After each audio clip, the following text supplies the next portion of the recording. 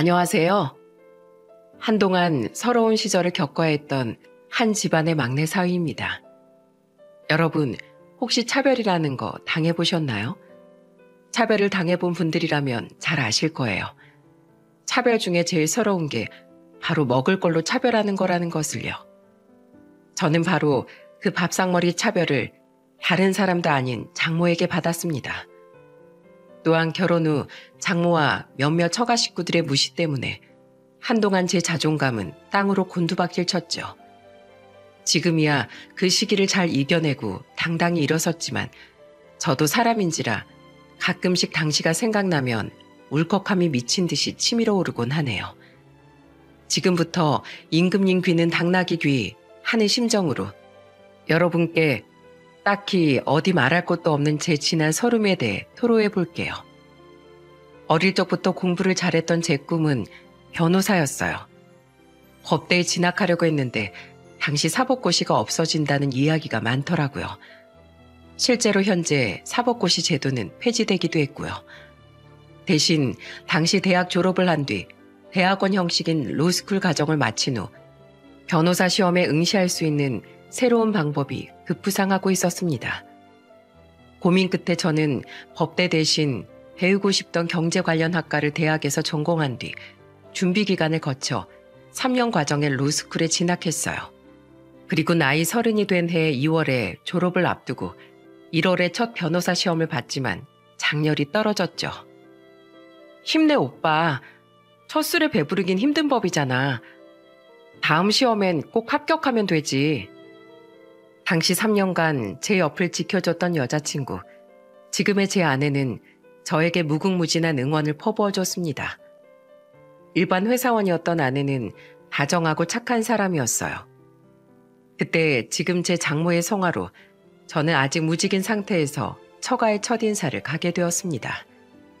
그리고 그때 이미 저를 사위라고 부르며 무직이어도 상관없으니 얼른 결혼하라는 장모의 성화에 우린 결혼 준비를 하게 되었죠. 변호사가 된 다음에 당당히 아내를 데려오고 싶었지만 10년 전 남편을 잃고 나니 세 딸을 모두 시집 보내야 자신의 숙제를 다 마친 기분일 것 같다는 장모의 물기 섞인 말에 마음이 약해졌거든요.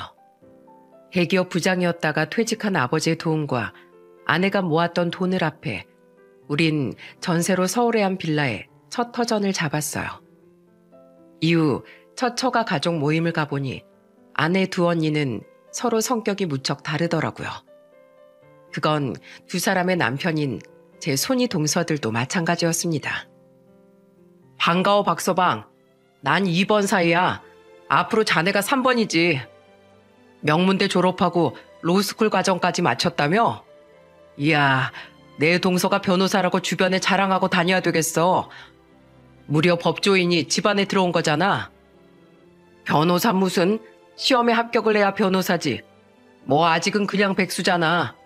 괜히 잘 지내보겠다고 사탕발림하긴. 난 비뇨기과 의사고 이직 큰 사위일세. 큰제부, 말이 좀 웃긴다?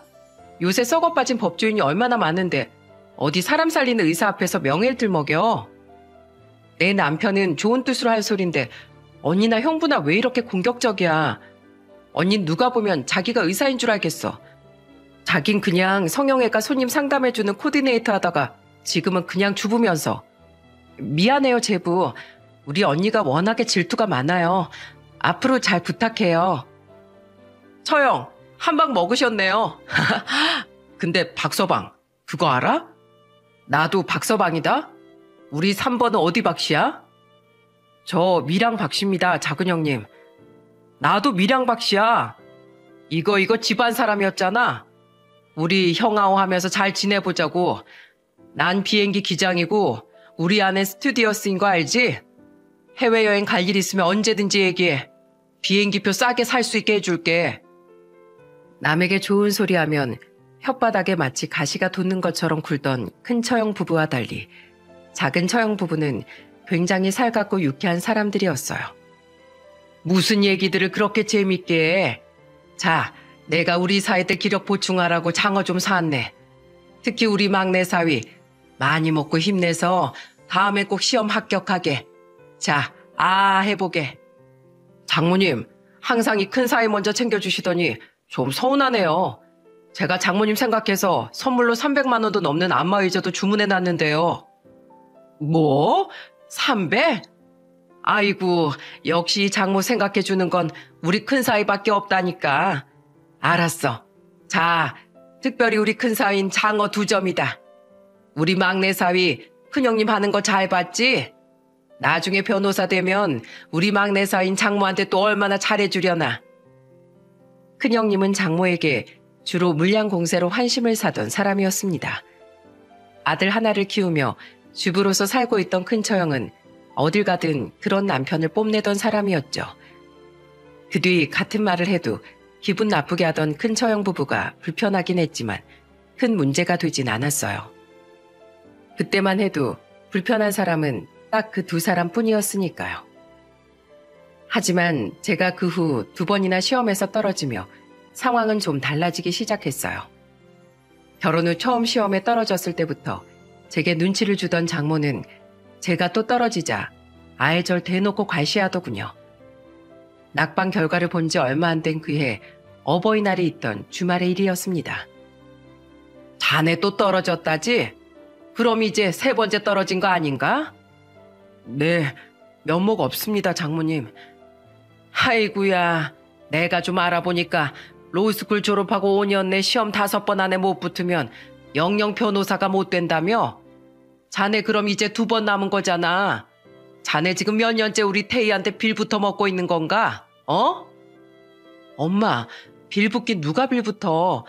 이 사람 공부하면서도 자기도 벌이에 보태겠다고 자기 대학 선배 회사에 계약직 직원으로 작년부터 일하고 있는 거 몰라? 그리고 아직 2번이나 남았어. 괜한 말로 가뜩이나 상심한 사람 속상하게 하지 마.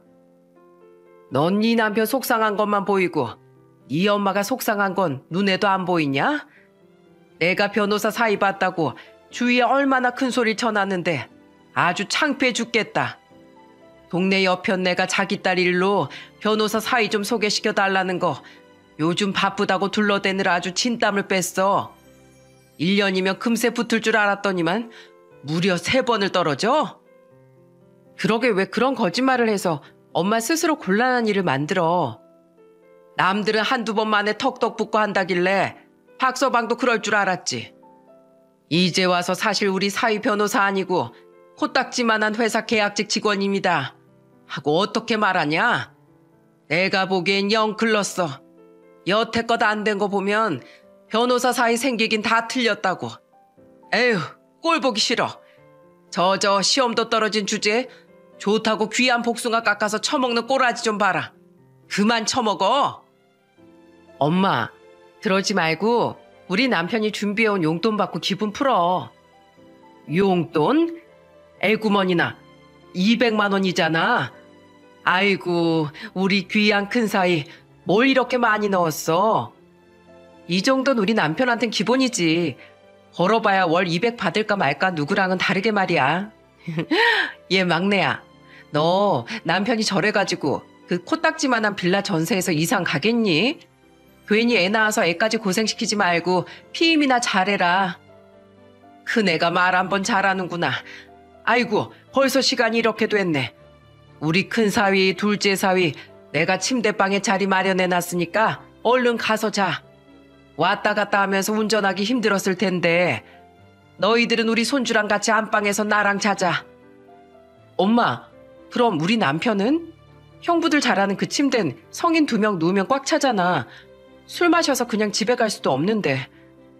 자넨 내가 침낭 하나 꺼내놨으니까 주방에서 대충 자게. 주방이요?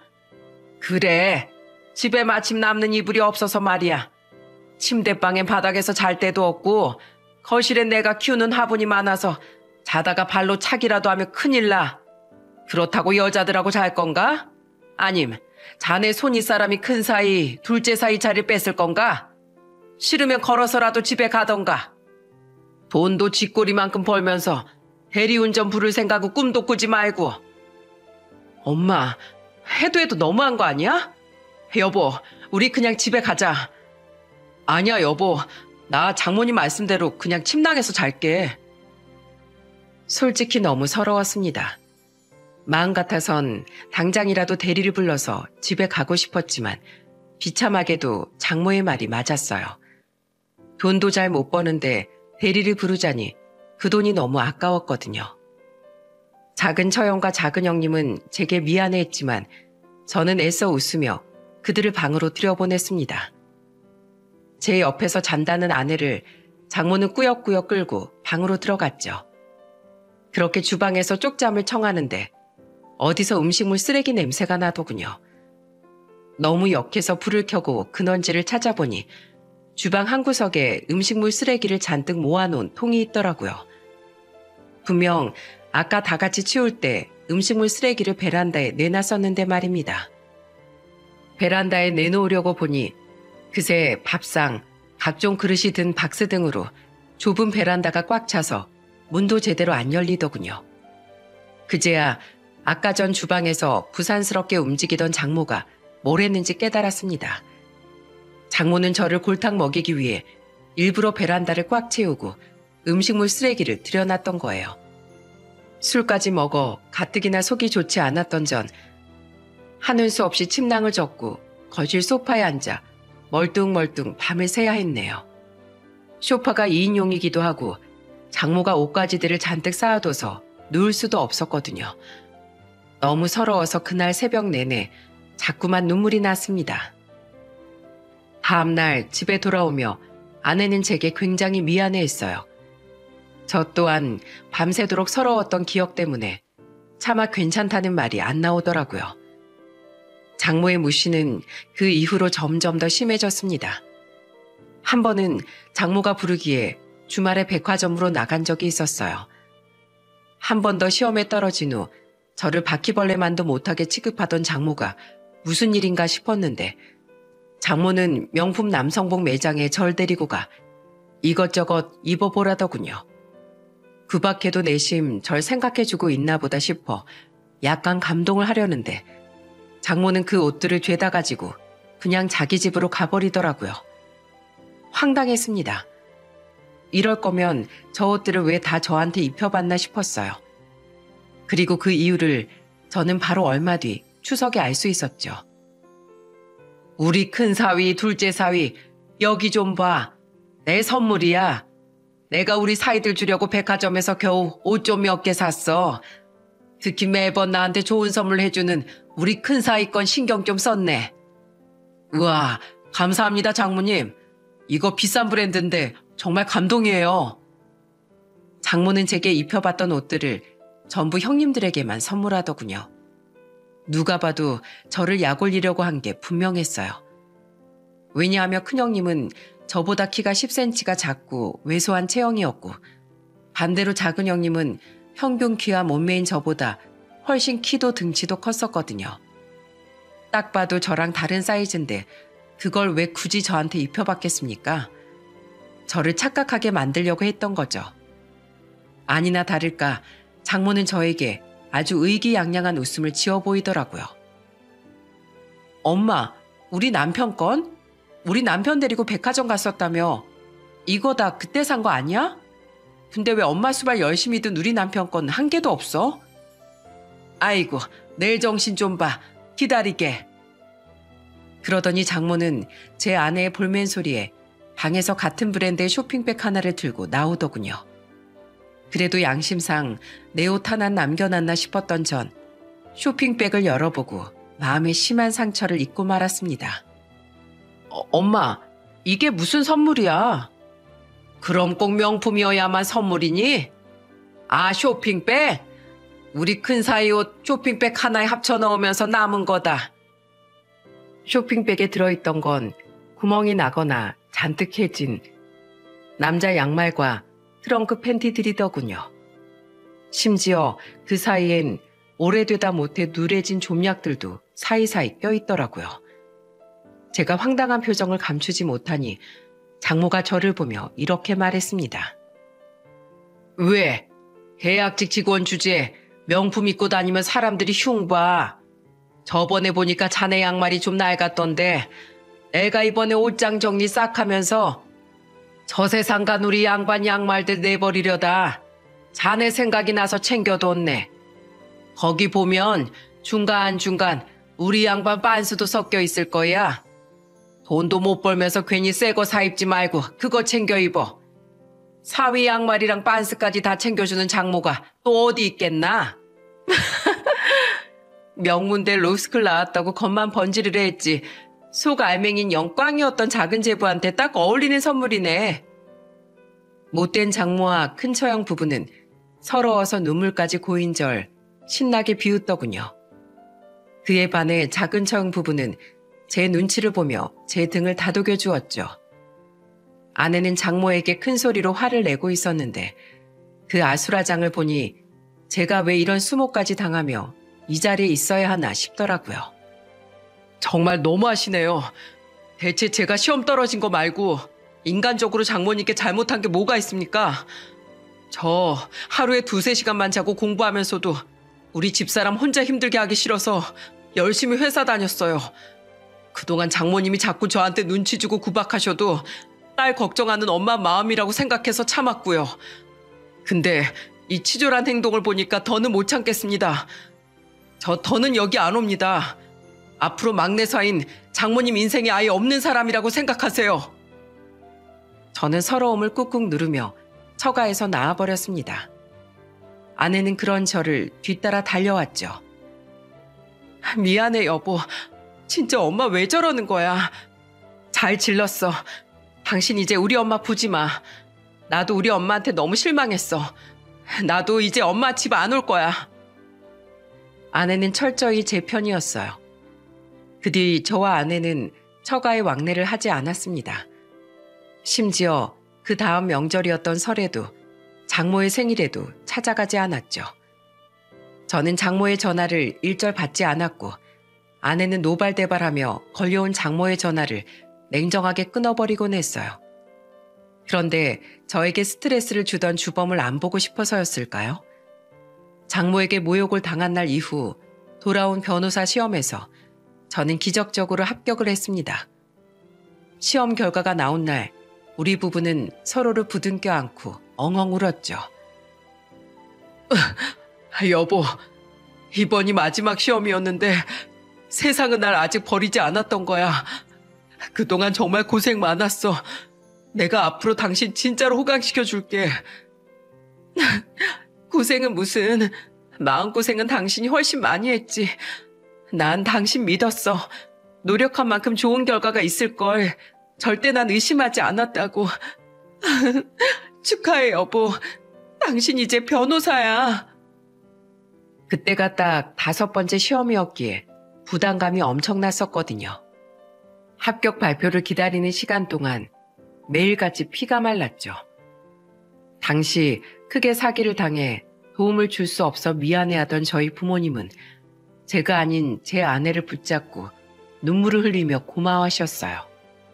당시 결혼해서 지방에 살던 여동생마저 제가 아닌 아내에게 전화해 고맙다고 하더라고요. 다들 연애 시절부터 절 뒷바라지 해주었던 아내에게 많이 고마웠던 거죠. 하지만 아내는 도리어 민망해하며 제게 이렇게 말했어요. 우리 엄마가 당신한테 어떻게 했는지 다들 모르니까 나한테 고마워하는 거지. 사실 누구보다 당신한테 면목 없는 사람이 바로 난데. 장모님은 장모님이고 당신은 당신이야. 난 연애 시절부터 단 하루도 당신에게 고맙지 않았던 순간이 없어. 당신은 나에게도 우리 식구들에게도 감사받아 마땅한 사람이야. 우리 이제 아이도 갖고 돈 모아서 집 사서 이사도 가자. 한편 저는 제 합격 소식을 장모와 처가 식구들에게 알리지 않았습니다. 저를 그토록 구박했던 장모와 저를 개무시했던 큰 처형 부부에게 축하도 받고 싶지 않고 아예 말을 섞고 싶지도 않았거든요. 소식을 알리면 장모와 큰 처형 귀에 들어가 저에게 전화할 빌미를 줄까봐 저는 작은 처형 부부에게도 우선 소식을 알리지 않았죠. 아내는 그런 제게 이렇게 말했습니다. 난 말할 거야. 우선 당신 필수로 6개월 동안 받아야 하는 실무수습 기간 끝나고 로펌 취업 확정되면 당신 명함 당당히 엄마한테 내밀고 자랑할 거라고. 앞으로 평생 안 보고 살아도 내가 그건 꼭 자랑해야 되겠어. 엄마랑 큰언니, 큰형부가 그동안 얼마나 당신을 무시했어? 당신은 됐대도 난 당당하게 뽐낼 거야. 내 남편 그렇게 무시당할 사람도 아니었고 한다면 하는 사람이었다고 말이야. 저는 시험 합격 후 한 로펌에서 실무 수습 기간을 거치게 되었습니다. 그런데 그 기간이 지나기도 전에 장모를 만날 일이 생기더군요. 그해 말복이 되기 며칠 전 저는 작은 형님께 전화를 한 통 받게 되었어요. 박서방, 우리 아내도 나도 자네가 처가에 발길 끄는 거 충분히 이해해. 근데 박서방, 처제가 얼마나 착한 사람인지 알지? 자네도 자네지만 처제가 마음속으론 장모님이랑 관계가 틀어져서 많이 속상할 거야. 언제까지 천륜을 끊을 수도 없는 법인데 처제 생각해서라도 처가의 얼굴 한번 비춰주게. 어? 이번 주말이 말복인 거 알지? 그때 장모님이 백숙 먹자고 다들 처가로 부르셨어. 그때 자네랑 처제도 와서 백숙 한 그릇만 뚝딱 먹고 가게. 당장 마음을 풀지 못해도 이렇게라도 조금씩 다시 왕래라면 좋잖아. 형님 말대로 제 아내를 생각하니 마음이 약해지더군요. 아내는 제게 은인이나 다름없는 고마운 사람이었으니까요. 결국 전 형님에게 전화 왔단 이야기를 전하며 아내에게 말복에 처가에 가자고 말했습니다.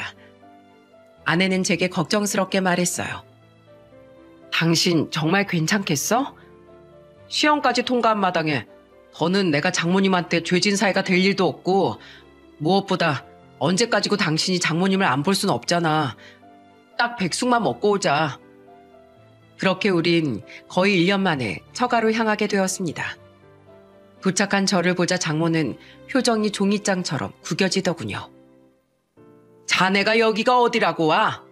그동안 내 전화 다 무시하고 나랑 우리 딸까지 생이별 시키더니 왜 이제 와서 연락도 없이 찾아왔냐고? 저도 마음 풀려서 온 거 아닙니다, 장모님. 그래도 아랫사람으로서 먼저 숙이고 들어오는 게 도리인 것 같아 이렇게 찾아왔습니다. 이놈 이거 말하는 뽐새 좀 보게. 마음이 안 풀려? 난 자네만 생각하면 아주 약이 올라. 우리 딸이 사기 결혼 당한 것 같아서. 잘못했다고 빌어도 시원찮을 판에 꼴에 자존심은 있어서 고개 빳빳이 든 거 좀 보소. 설마 말복이라고 자네 보양식 구걸하러 찾아왔나? 돈도 못 버는 주제에 먹을 욕심은 있어서? 엄마, 이 사람은 나랑 엄마 인연 끊어놓을 수 없다고 자존심 숙이고 온 건데 엄마는 어른이 돼서 어떻게 그렇게 한 발도 양보를 못해? 우리가 뭐 백숙 하나 사 먹을 돈 없어서 여길 왔겠어? 아이고, 장모님 그만하세요. 제가 박서방한테 전화해서 오늘 오라고 얘기했습니다. 가족인데 얼굴 보고 밥 먹고 살다 보면 미움도 조금은 옅어지지 않겠어요? 박서방, 얼른 들어와. 처제도 얼른. 장모님, 이 둘째 사이 배고픕니다. 작은 형님은 험악한 상황을 너스레로 무마시켰습니다. 그렇게 상에 둘러앉았는데 큰 처형과 큰 형님은 제게 이렇게 이죽거리더라고요. 작은 제부, 올해 마지막 시험이었잖아. 결국 떨어졌지? 당신은 뭘 그런 걸 물어. 떨어졌으니까 아무 말 안 했겠지. 하긴 박서방, 의사든 변호사든 사자 직업을 아무나 갖는 건 아니더라고. 괜히 전문직 하는 거겠어?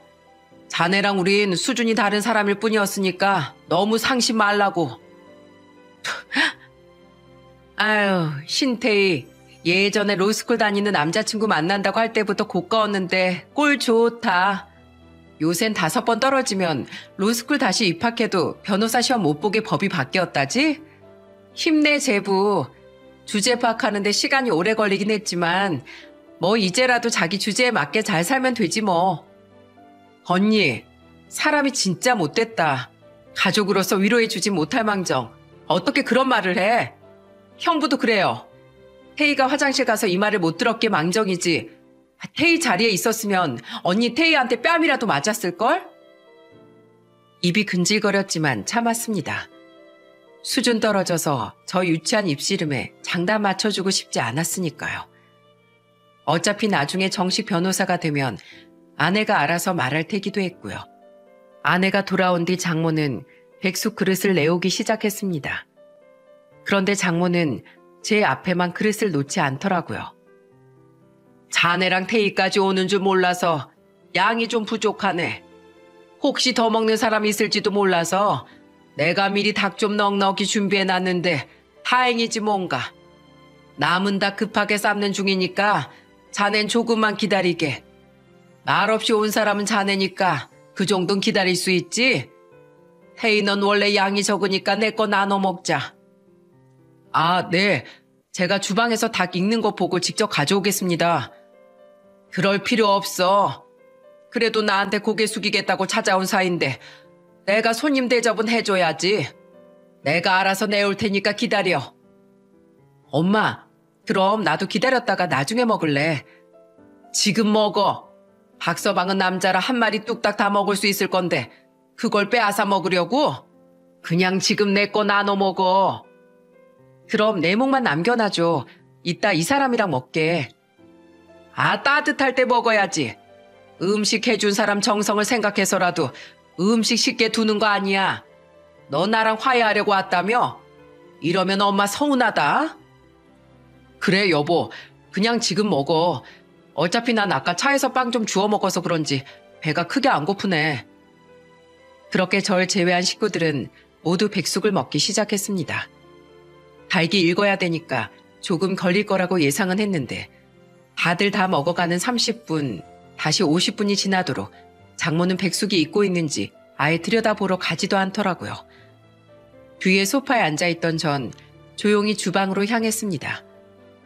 괜히 장모를 번거롭게 하고 싶지 않아 제가 직접 확인을 하려고요. 그리고 주방에 간 제 눈에 들어온 광경은 황당하기 짝이 없더군요. 저는 다시 거실로 돌아와 장모에게 말했습니다. 장모님, 주방에 가스불 다 꺼져 있는데요. 냄비엔 닭은커녕 식어가는 국물밖에 없고요. 텅 빈 냄비 안을 봤을 때 이미 직감했어요. 제가 또다시 장모에게 당했다는 걸 말입니다. 장모는 애초에 저에게 백숙 쪼가리 하나 내어줄 생각이 없었던 거예요. 아니나 다를까 백숙을 다 먹은 장모는 손가락을 쪽쪽 빨며 박장대소를 하더라고요. 그걸 이제 알았나? 내가 미쳤어? 의사의 비행기 기장인 우리 귀한 사이들한테 고작 중소기업 계약직인 자네랑 같은 음식을 대접해주게? 내가 우리 사이들 먹이려고 얼마나 정성스럽게 이걸 다 준비했는데 고작 자네 따위가 같은 음식을 먹으려고 들어? 내 국물도 아까우니 이따가 물에 밥이나 말아줄 테니까 그것도 감지덕지한 줄 알고 먹고 가게. 엄마, 뭘 자꾸 불렀어? 자네 이제 영영 변호사 못 되지? 평생 그 개털 같은 회사에 짱박혀 하는 거잖아. 그런 주제에 우리 잘난 큰 사위 둘째 사위랑 같은 사위 취급이라도 받으려면 알아서 납작 키워야 하는 거 아닌가? 여기 우리 식구들이 먹고 뱉은 닭뼈들 보이지? 이거나 가져다 치우게. 남은 그릇도 다 정리하고. 옛날 같았으면 자네같이 못난 건 우리 사이들 머슴으로 났으면 딱 알맞았을 텐데. 내가 오늘 자네 위치를 확실히 알게 해주겠네. 그래야 앞으로 나한테 마음이 상했다느니 어쩌느니 고개 빳빳이 들고 주제 넘은 소리를 못하지. 마지막으로 장모는 정 먹고 싶으면 이거나 뜯어먹으라며 닭다리뼈 하나를 제게 휙 던지더라고요. 거기서 전 인내심의 마지막 끈이 끊어졌습니다.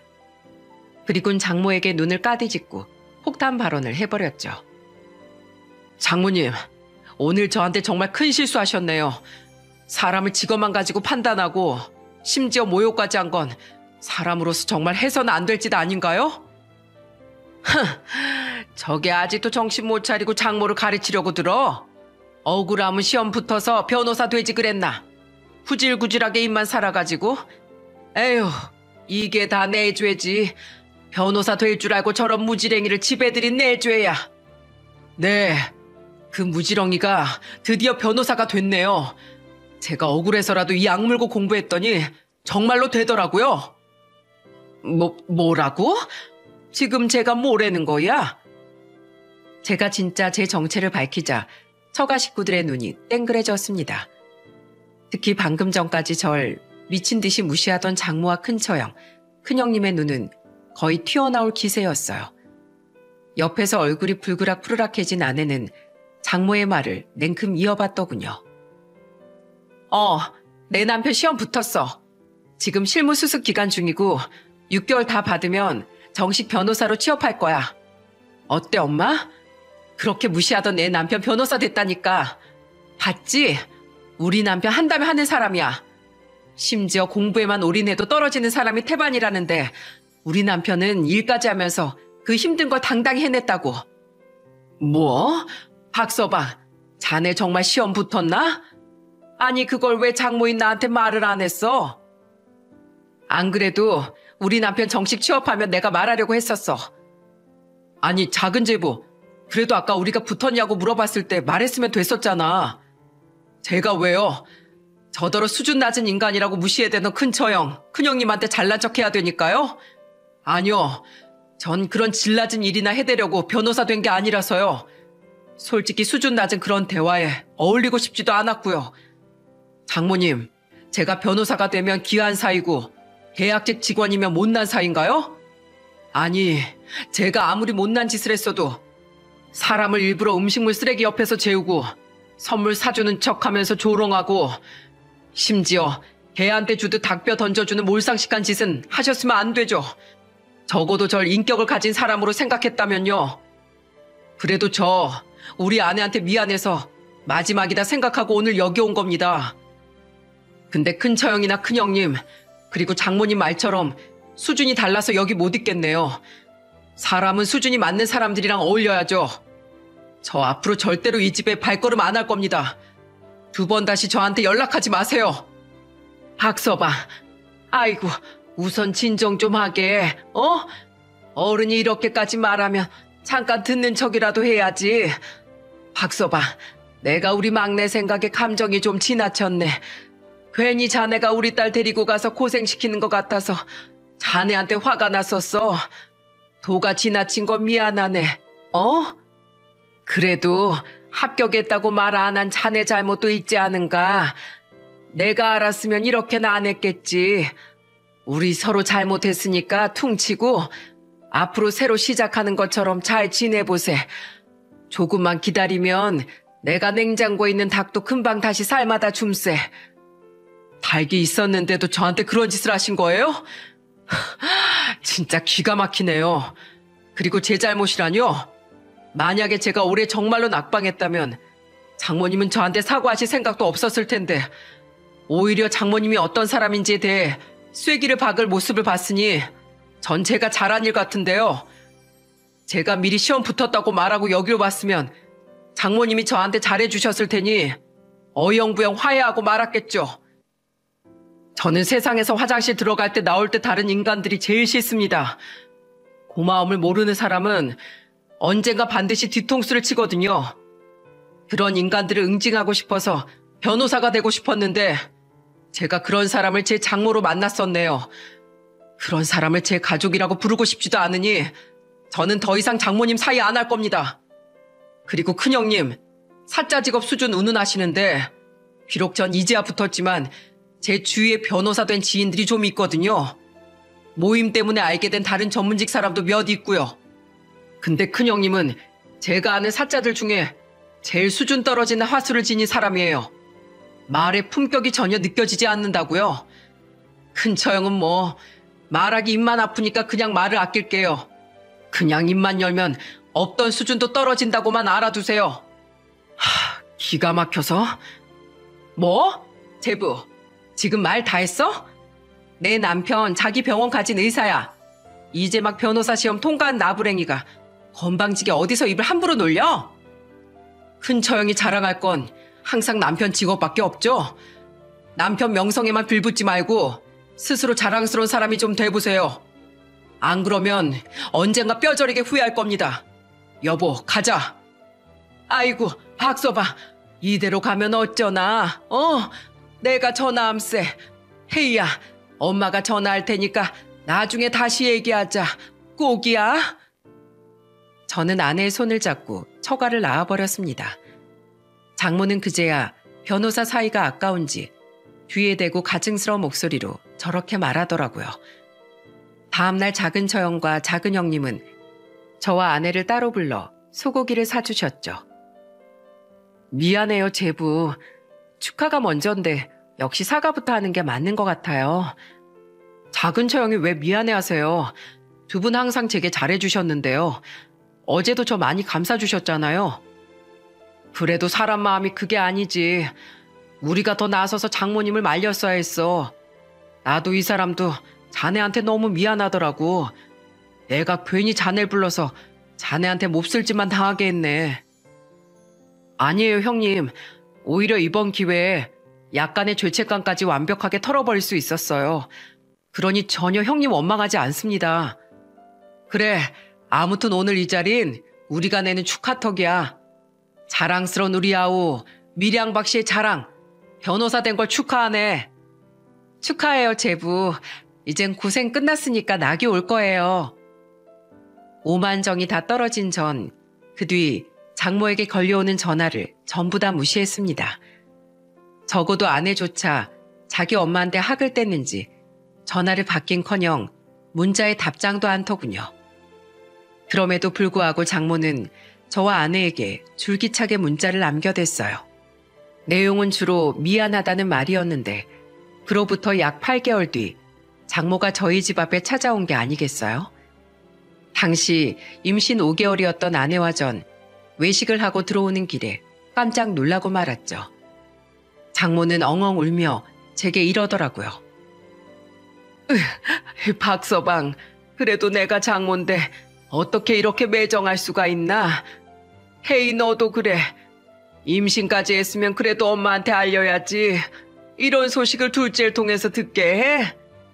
말했잖아. 난 엄마 안 볼 거라고. 근데 어떻게 여기까지 왔어? 우리 결혼한 뒤에 코딱지만한 집 들어가기도 싫다면서 여기 온 적 한 번도 없잖아. 하도 구석진 데 있어서 찾는데 좀 없긴 했다. 아무튼 박서방, 자네네 연락처 차단했나? 내 문자 못 봤어? 아, 얼마 전에 차단하긴 했는데 어차피 다 똑같은 문자 아닌가요? 전 장모님 사과 받을 생각 전혀 없는데요. 박서방, 제발 우리 큰딸 좀 도와주게. 자네 얼마 전에 꽤 큰 로펌으로 취업했다며? 우리 딸 지금 제목도 제대로 못 챙겨받고 이혼당하게 생겼어. 깜짝 놀랐습니다. 전혀 생각지도 못한 소식이었으니까요. 아내 또한 눈이 휘둥그레졌는데 그 뒤 장모 입에서 나온 말은 더욱 충격적이었어요. 큰사위 그놈이 바람이 난 걸 우리 큰애가 병원에 찾아갔다가 병원 앞에서 본 모양이야. 근데 그 애가 바보같이 증거도 못 모으고 거기서 그 둘 머리채를 잡아 뜯은 걸세. 근데 그 영악한 놈이 들킨 마당에 증거를 남겨뒀겠는가? 우리 딸이 증거 수집하려고 했을 땐 이미 증거란 증거는 다 지워버렸었대. 그리고 그 망할 놈이 오히려 우리 딸한테 이혼 소송을 걸어버렸어. 그 상간형 그냥 친구라면서 길거리에서 자기들한테 손찌검한 우리 딸을 의부증으로 몰아버린 거야. 게다가 평소에 돈 한 푼 안 벌어오고 사치했다느니, 처가에서 주기적으로 돈을 요구했다느니 말도 안 되는 이유로 혼인유지를 더 이상 못하겠다고 소송을 걸었어. 심지어 우리 애를 폭행으로 고소까지 하겠다고 겁박했네. 박서방, 변호사한테 무료 상담을 받아봐도 우리 딸애한테 유리한 상황은 아니라고 하네. 증거가 없으니까 제발 가족으로서 자네가 좀 도와주게. 우리 딸은 피해자 아닌가? 싫습니다. 박서방, 제발 이렇게 부탁하네. 그동안 내가 자네한테 잘못한 것들 내가 정말 미안하네. 진심으로 뉘우치고 있어. 그러니 제발 나랑 우리 딸을 외면하지 말아주게. 우리 큰딸 그렇게 쫓겨나면 우리들이 손가락만 쭉쭉 빨아먹고 사나? 싫다고요. 장모님만큼은 아니어도 큰처형도 그동안 절 얼마나 무시했는지 장모님이 누구보다 잘 아시잖아요. 큰처형은 그나마 염치라도 있어서 저한테 안 찾아온 거 아닌가요? 전 절 가족은커녕 사람 취급도 안 해준 장모님 부탁은 껌 한 통 사오라는 심부름조차 들어드리기 싫습니다. 그리고 큰처형이 그동안 돈도 안 벌면서 명품만 사입고 사치한 건 사실이잖아요. 어렸던 조카도 방치하고 놀러만 다닌 것 같은데 잘하면 애도 빼앗기겠네요. 부양 능력이 없으니까요. 장모님, 제가 큰 처형을 도와주지 않는 건 큰 처형뿐만 아니라 장모님이 저한테 하신 행동에 대한 대가입니다. 그러니까 전에 말씀드린 대로 저에게 사위로서 아무것도 기대하지 마세요. 이만 들어가겠습니다. 저는 아내와 장모를 내버려 두고 집에 들어왔습니다. 약 5분 후쯤에 집에 들어온 아내는 담담한 말투로 이렇게 이야기를 하더군요. 엄마한테 2번 다시 찾아오지 말라고 말하고 왔어. 나 때문에 괜히 당신까지 부모 자식 연 끊지 않아도 괜찮아. 장모님이 나한테 잘못한 거지 당신한테 잘못한 건 아니잖아. 싫어. 나한테 세상에서 가장 소중한 사람은 당신하고 뱃속의 아기야. 그저 직업이 자기 마음에 들지 않는다는 이유로 당신을 그렇게 모욕한 우리 엄마, 난 용서 못해. 예전에 몫으로 일하던 우리 아빠를 천한 직업이라고 구박할 때부터 알아봤어야 했는데 우리 엄마가 이제 와서 당신한테 왜 사과하겠어? 앞으로 덕볼 일 많을 게 뻔하니까 저러는 거지. 이제 우리 큰언니 이혼하면 당신이랑 작은 형부한테 더 달라붙을걸? 자기한테 돈 쏟아붓던 큰 사이가 없으니까. 난 그 꼴 보기 싫어. 우리가 넉넉해진다고 당신을 그렇게 무시했던 엄마한테 더 뭔가 해주고 싶지도 않고. 난 이대로 당신하고 우리 아기랑만 행복하게 살래. 그 뒤 큰 처형은 결국 조카까지 빼앗긴 채 이혼당했습니다. 약간의 재산 분할을 받긴 했지만 육아 참여도도 낮았고 재산에 대한 기여분은 거의 없다고 해도 무방한 수준이라 거의 맨몸으로 쫓겨난 거죠. 또한 처형이 이혼하고부터 1년쯤 뒤에 작은 형님이 중동의 항공사에 스카웃되어 중동으로 이사를 가면서 사위 사랑이 지극하던 장모에게 남은 건 저밖에 없게 되었어요. 삶이라는 게 참 알다가도 모를 일 아닙니까? 남은 사람은 돈 한 푼 없이 자신의 집에 빌붙어 있는 큰 처형뿐이었던 장모는 그때부터 미친 듯이 저희 집을 찾아오더라고요. 그런 장모 때문에 퇴근길에 놀랐던 게 한두 번이 아닙니다. 아들을 낳은 후 일을 그만뒀던 아내는 집에서 아들을 보며 장모 때문에 원형 탈모까지 걸렸었어요. 박서방, 끝까지 정말 이럴 셈인가? 나 요즘 돈이 없어서 친구들 모임에도 잘 못 나가. 쓰던 버릇이 있어서 용돈도 턱없이 부족하고. 배은망덕한 내 큰딸녀는 아르바이트 다니면서 번 돈 자기 혼자만 홀랑홀랑 쓰고 다니네. 박서방, 내가 정말 미안했네. 우리 부디 과거 일은 모두 잊고 잘 좀 지내보세. 우린 그래도 가족이지 않은가? 혜이야, 이 엄마 요즘 너무 외롭다. 그나마 나 챙겨주던 둘째랑 둘째 사이도 떠나버리고 나니까 날 위해주는 사람이 하나도 없어. 엄마 요새 주름 피는 주사도 못 맞아서 얼굴이 막 흘러내린다. 내가 창피해서 주위에 고개를 들고 다닐 수가 없어. 제발 이 엄마 좀 보살펴다오. 응? 장모가 하는 얘기는 전부 미용이나 용돈, 자기 체면 같은 것들 뿐이라 저와 아내는 더더욱 학을 뗐어요. 경찰을 불러도 계속 찾아오자 우린 결국 계획했던 이사를 앞당겼습니다. 살다 장모 때문에 쫓기듯 이사를 하게 될 줄은 정말 몰랐죠. 하지만 전화위복이라고 급하게 구한 아파트가 전에 알아봤던 아파트보다 훨씬 더 깔끔하고 위치도 좋아 지금 우린 약간의 대출을 낀 자가에서 아주 행복하게 살고 있답니다. 그렇게 작은 처형네가 중동으로 간 날 이후 벌써 2해나 바뀌었네요. 저와 아내는 여전히 장모와 큰 처형과 연락을 하지 않은 채 저희 부모님만 찾아뵈며 살고 있습니다. 아내는 저희 부모님께 장모와의 일을 말하고 용서를 구하고 싶어 했는데 저는 그런 아내를 말렸어요. 괜히 우리 부모님 속상하실 일 만들고 싶지 않아. 당신에 대한 안 좋은 말을 전달하고 싶지도 않고 당신 살면서 나한테 충분히 너무 잘해주고 있으니까 제발 장모님 일로 더 이상 죄책감 갖지 마. 얼마 전 우린 초대를 받아 중동의 작은 처형집으로 놀러 가기도 했어요. 작은 처형은 장모와 큰 처형은 한 번도 초대한 적이 없다고 말하더군요.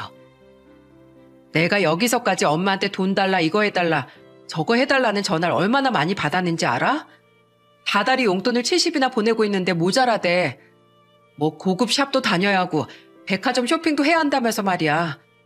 거기다가 두 손 두 발 멀쩡한 큰언니까지 나도 아니 우리 남편한테 전화해서 돈을 보내달라더라고. 엄마가 잔소리가 너무 심하다고 나가 살아야겠대.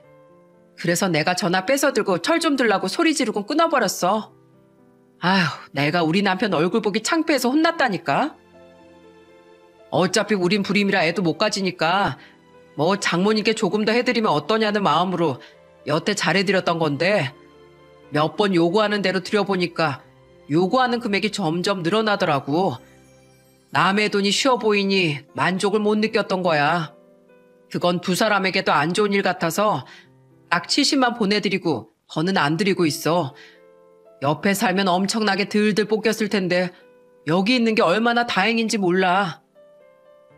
양반은 못 되는지 그때 장모에게서 작은 처형에게 전화가 오더군요. 처형은 손으로 우리에게 쉿하며 전화를 받았는데 그때 눈치 없는 우리 아들이 아주 큰 소리로 이렇게 소리치는 겁니다. 이모, 지역이 깎아. 다급해 아들의 입을 막아봤지만 이미 때는 늦은 뒤였어요. 우리가 와 있다는 걸 눈치챘는지 장모는 우리에게까지 다 들리도록 소리를 고래고래 지르더라고요. 야, 거기 막내네 가 있지? 이 우라질 것들. 내가 그렇게 거기 놀러 가고 싶다고 노래 불렀을 땐 상황이 여의치 않다고 안 된다더니 어떻게 나한테 이럴 수가 있어? 걔네는 지도새도 모르게 이사 간 뒤론 내 전화까지 아예 차단해버리고 콧배기도 안 보이더니만 쪼르르 거기에 달려갔대? 이 천벌받을 것들아. 너희가 엄마인 나 저버리고 잘 살아봤자 얼마나 잘 살 것 같냐? 부모 저버린 천벌이 그렇게 무서운 거야. 당장 키워준 값들 내놔. 내놓으라고. 어떻게 자기 딸에까지 저런 말을 할 수 있단 말입니까? 충격을 받은 작은 처형은 여전히 소리를 지르고 있는 장모의 전화를 뚝 끊어버리더군요. 그리고 그 일을 계기로 그나마 유일하게 장모를 챙겼던 작은 처형 내외마저 장모와의 인연을 끊어버렸다고 하더군요. 그렇게 돈밖에 모르던 장모와 큰 처형은 모두에게 버림을 받고 가장 가진 것 없던 서로만 곁에 남게 된 거죠. 전 앞으로도 장모를 볼 생각이 없습니다. 하지만 언제라도 아내가 장모를 그리워하는 모습이 보이면 흔쾌히 장모에게 보내줄 생각이에요. 전에도 말했다시피 부모 자식 간의 연을 타인인 제가 마음대로 끊어버릴 순 없는 노릇이니까요. 저는 지금 그토록 꿈꾸던 변호사 생활을 아주 열심히 해내고 있어요. 단 한 사람, 제가 평생 자문과 사건 의뢰 등 모든 변호사 업무를 무료로 해주기로 약속한 사람이 있는데요. 그건 바로 저를 계약직으로 채용해 주었던 선배랍니다. 사실 그때 선배가 저를 먼저 불러 일자리를 주었거든요. 다른 데 가서 회사 일에 목매느라 시험 공부 망치지 말고 그냥 자기 도와준다고 생각하고 계약직으로 들어오라고요.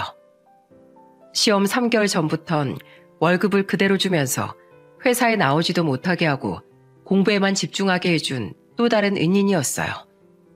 게다가 제가 부담 가질까봐 저 같은 인재를 계약직으로 들 수 있어서 영광이라는 농담까지 던져줬는데 그때 그 선배에게 얼마나 고마웠는지 모릅니다. 때문에 전 일적으로든 사적으로든 평생 그 선배에게 은혜를 갚아나가고 싶어요. 또한 전 앞으로도 변호사로서 약자들을 위해 또한 가장으로서 아내와 아들을 위해 헌신하며 살아갈 생각입니다. 직업과 가족 모두 안정된 지금에 이르기까지 험난한 시절을 거친 만큼 더더욱 소중함을 느끼고 있거든요. 여러분, 저는 제 사연을 통해 사람의 가치를 부디 세속적인 것으로 판단하지 말자는 말을 하고 싶었습니다. 당장은 이득처럼 느껴질 수 있겠죠. 하지만 형태가 있는 건 언젠가 바스러지고 그 가치를 다하기 마련입니다. 반면 눈에 보이지 않는 마음은 시간이 갈수록 사람에게 스며들잖아요. 오래도록 여러분에게 도움을 주고 행복을 줄 진정한 가치가 있는 건 바로 사람의 마음이라고 생각해요.